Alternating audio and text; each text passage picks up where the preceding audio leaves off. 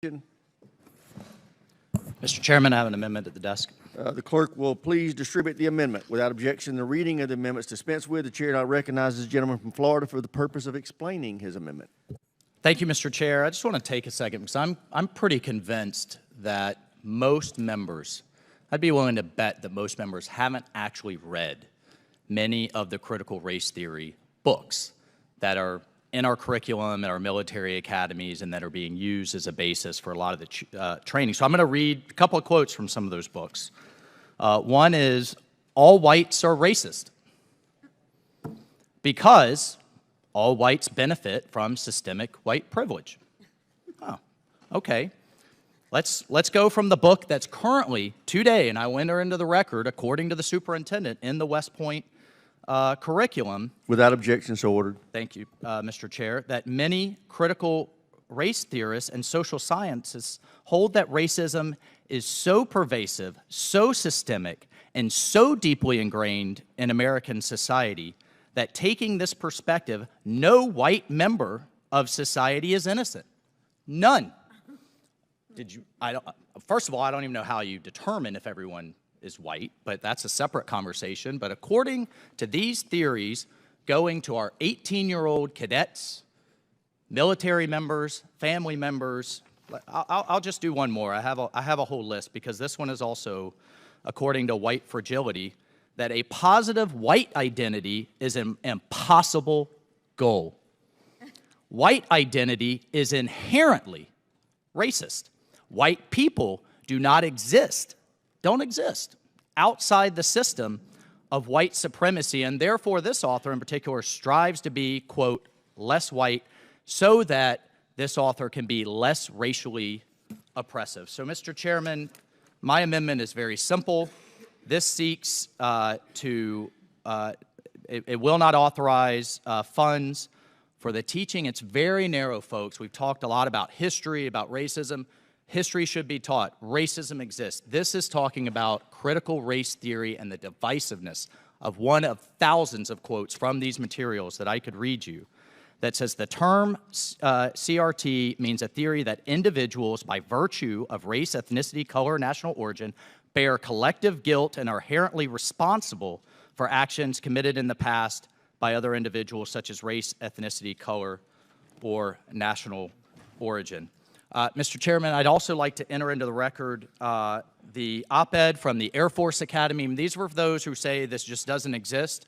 Air Force Academy instructor that is still teaching, that's confirmed, that says she proudly teaches CRT, not DEI, not history, not that racism needs to be dealt with. Absolutely agree with all of those things. That CRT should be proudly taught at our military academy. Mr. Chairman, we need to get back to our fundamentals that I think that this committee can unify around and carve this cancer out from our teaching and our training. And I yield my time. Chair now recognizes the ranking member. Thank you. And this would be the other issue. This is the effort to separate CRT from DEI. And to be clear for Mr. Banks, we are advocates on our side for DEI. We believe that diversity, equity, and inclusion matters. We are not advocates for CRT. The issue is whether or not it's something that is prevalent and important enough in society that young people being taught to join the military would benefit from hearing about it. And I would hope, I mean, you guys spend a lot of time talking about how pervasive CRT is in our society and pervasively wrong. And by the way, there are many aspects of that I agree with. I think there are many areas where that's being pushed in a way that is detrimental to our society. But you can't deny that it's a thing in America right now. So if you're growing up and you want to serve this country, being aware of what that thing is. And by the way, I have actually read what you just said and all that to get into the details, understand what's going on here. Okay? And it makes me much more informed so that I can talk about how, look, I support diversity, equity, and inclusion. I think we have a racism problem in this country. I think we've had an even worse one in the past that impacts, as many have said here, where we're at now. You can't pretend that 400 years worth of this didn't have an impact on how society is perceived. So I'm aware of that, and I'm also aware of the theories that take it a heck of a lot further than that and don't agree with them. And I do not believe, and this is where the famous conversation between Secretary Austin and Chairman Milley was very misunderstood, we don't advocate for what you just said within the military. It is not the official doctrine of the United States military to advocate for a single thing that you just said. Now, is it possible that there are people within the military who do advocate for that? Certainly it's possible, and I think that makes the debate more interesting. But I stand by the statement that the United States military does not advocate for the theories that you just expounded. They do not, and I defy anyone to say otherwise. That is not what the United States military does.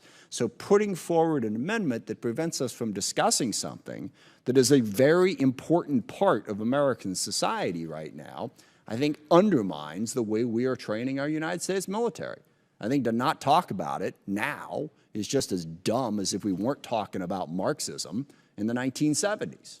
It's something that our military needs to talk about. So I oppose this amendment for entirely different reasons than I oppose the ones that go after DEI, but it should be part of an academic discussion in America right now. So I oppose this amendment for those reasons, and I yield back.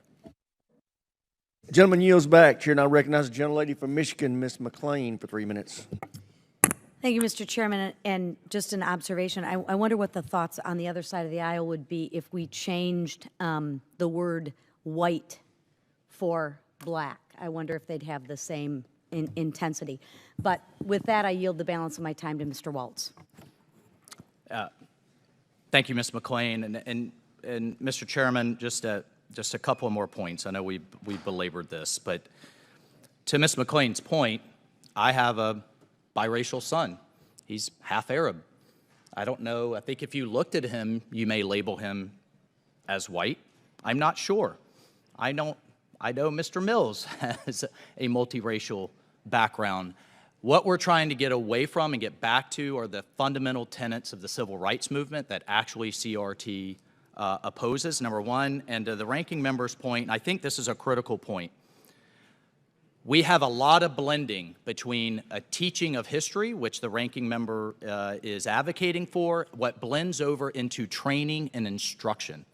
And when you are a young cadet, when you are a young 18, 19-year-old private, and you are being trained to do something or trained that you should think in a certain way, that is dangerously blending into indoctrination, and that's why the amendment is worded in the way that it does. And then finally this point, because I think this gets lost as well, of yes, we teach communism, that doesn't make it communism. Yes, we teach CRT, I may not agree with it.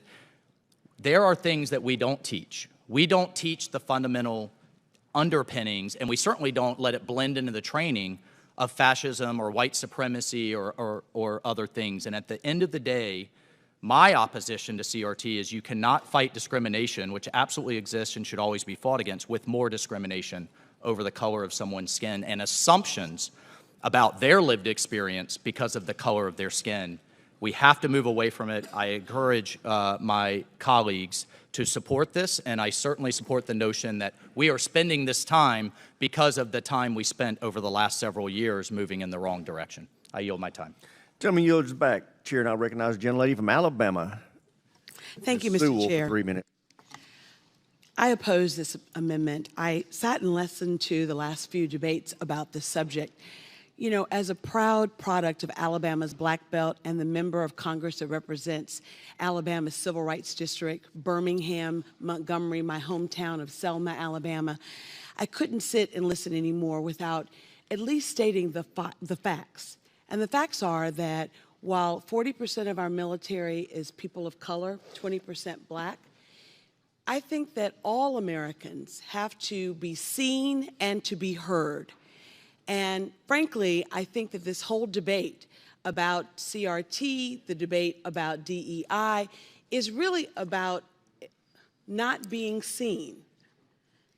You can say that we're all equal, but we know that 400 years of slavery and segregation makes us unequal. But in the eyes of in our own eyes, we need to be seen. It's not enough to say that you're race neutral. I am black. My lived experiences are different. My lived experiences are different even among and within our own race. And I feel invalidated when I hear that we want to do away with DEI and CRT when it's taught in the military or training that's done in the military, I feel offended by it. And I want you to hear my offense. My offense is that I have a lived experience that I want you to know about because it's reflected in what I do and how I do it. And so it's not enough to just say that we're all equal, that we're all seen as equal. Well, we're not seen as equal. Now, it may not necessarily be intentional, but nevertheless, it is about preferences that people have, predilections that people have. And I think that as long as we are the United States of America, our Army should reflect the beautiful tapestry of diversity. That's how we win. We are a mighty force, but we are also a force that is truly diverse. And in that diversity, I think, lies our strength. And so I want to be heard when I say that diversity matters, inclusion matters, equity matters. And when we're trying to recruit the best and the brightest, we need to make sure that the right folks are on the field. And if you exclude women, blacks, and others, we're not getting the best product. We're not having the best team on the field. And as a proud Alabamian who loves to win football games, roll Tide, I want to win. Thank you, Ms. Sewell. The chair now recognizes Mr. Mills. Well, I want to just comment on a few things because I think that a lot of this that we're discussing we're in vehement agreement on. I truly love the fact that we have diversity.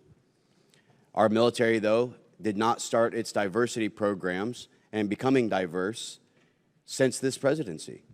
It's been a diverse force for many, many decades. But there's a difference between the identification and definition of equity and equality. See, equity, as it's been described, is about equal outcome for everyone, where the military is about ensuring meritocracy and it believes in equal opportunity. When we talk about inclusion, I can tell you that whether it was in my service in the 82nd Airborne Division, whether it was the part of JSOC for CJTF 20, we had a tremendous amount of inclusion because we were all serving one purpose and one goal and one nation. What we weren't serving was one party's agenda.